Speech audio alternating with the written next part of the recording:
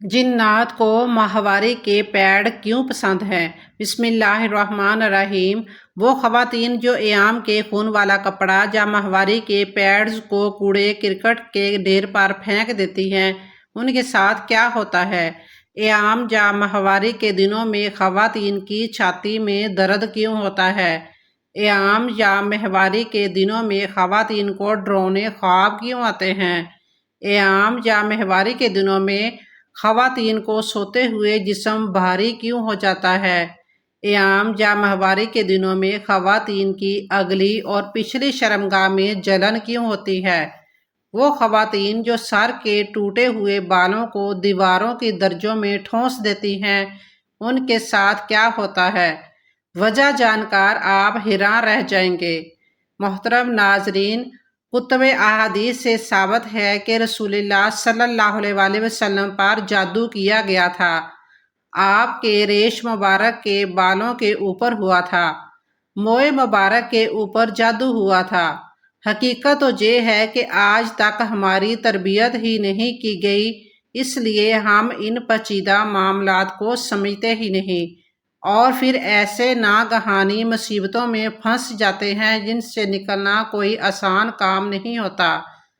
हमें इस मुश्किल में फंसने का सबब ही मालूम नहीं होता। जब सबब मालूम नहीं तो फिर इलाज करना भी मुश्किल हो जाता है। जब किसी चीज़ का सबब मालूम होगा तभी उसका इलाज मुमकिन हो सकेगा। मोहतरम नाजरीन, शरीयत मोहम्मदिया की एक मिसाली खसूसियत है कि मुसलमान जब मर जाता है तो उसके जिस्म के लिए हुक्म होता है कि उसे दफनाया जाए। इसलिए मुसलमान के बदन को जलाया नहीं जा सकता, पानी में बहाया नहीं जा सकता, हवा में उड़ाया नहीं जा सकता। मुसलमान के जिस्म को हमने दफनाना है। मुसलमान के जिस्म के साथ कोई भी चीज़ है जिसकी निस्बत उसके साथ है, चाहे वो बाल हैं, चाहे वो नाखन हैं, चाहे किसी हादसे में कोई टांग या बाजू कट गई, या कोई ऑपरेशन हुआ, या उसका कोई मवाद किसी सर्जन या डॉक्टर ने निकाल कर दिया, या शुगर के मरीज की टांग काटी, या जिस्म का कोई और हिस्सा जो काट कर दिया, उसको हम ना जलाएंगे, ना उड़ाएंगे और ना फेंकेंगे और ना पानी में बहाएंगे।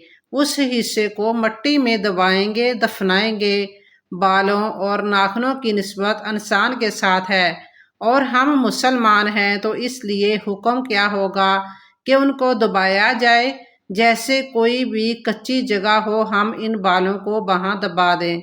अगर आपके पास दबाने वाली जगह नहीं है, या फिर जिस तरह आज हमारे तर्ज माशरत है और हमारे मकान और फ्लैट्स पक्के होते हैं, फर्श पक्के होते हैं, ऐसी कोई जगह नहीं होती जहां हम गड्ढा खोद कर अपने टूटे हुए बाल और कटे हुए नाखन दबा सकें, या हमारे पास कच्ची जगह नहीं होती, तो ऐसी सूरत में आप अपने बाल और नाखन डस्टबिन में डाल के डिस्पोज कर दें, ज़ाया कर दें। अगर आप देहातों में जाएं तो घरों की दीवारें प्लस्तर नहीं हुई होती, जो उनकी चिनाई हुई होती है, उन दीवारों में दर्जे होती हैं या मिट्टी की चिनाई होती है। अमूमन औरतें अपने बालों को इकट्ठा करके उन दीवारों की दर्जों में रख देती हैं। बस जिस औरत ने ये काम किया वो तैयार हो जाए कि अब उसकी जिन्नात जान छोड़ने वाले नहीं हैं। ये औरतें अपनी तरफ से अपने बालों का एहतराम कर रही होती हैं। हकीकत में वो उन शयातीन को जो जादू करते हैं उनको दावत दे रही हैं। वो शयातीन जिन्नात जो घर में हैं, उनकी जब नज़र पड़ जाती है कि ये औरत के बाल हैं और फलां औरत के हैं, और अगर बिल फर्ज वो औरत जवान है, वो उस पर आशिक हो जाएंगे।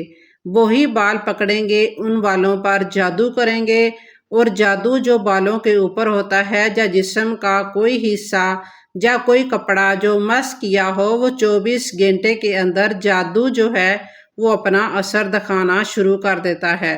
अमूमन औरतें देहातों में बाल दर्जों में रखती हैं। अगर ये बाल किसी इंसान दुश्मन के हथे चढ़ गए तो आप सारी ज़िंदगी जादू के असर से नहीं निकल सकते, और जो शयातीन जिन्नात हैं उनके हाथों तो लाजमी आप चढ़ जाओगे।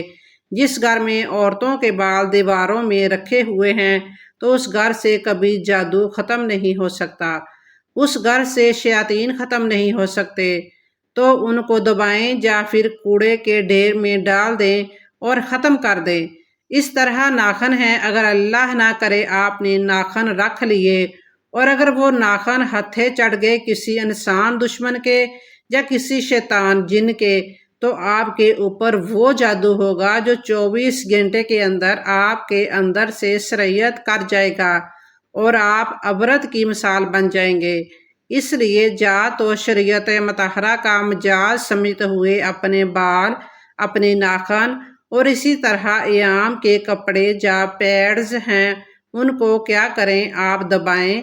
اگر آپ دبا نہیں سکتے تو پھر آپ اسے کوڑے کے ڈھیر پر پھینک سکتے ہیں۔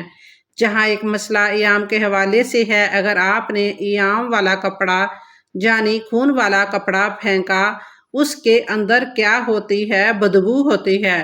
اگر عام انسان ہے کہ کہیں کٹ لگ جاتا ہے، جو ہی خون باہر نکلے گا یہ حرام ہو جاتا ہے، یہ ناپاک ہو جاتا ہے۔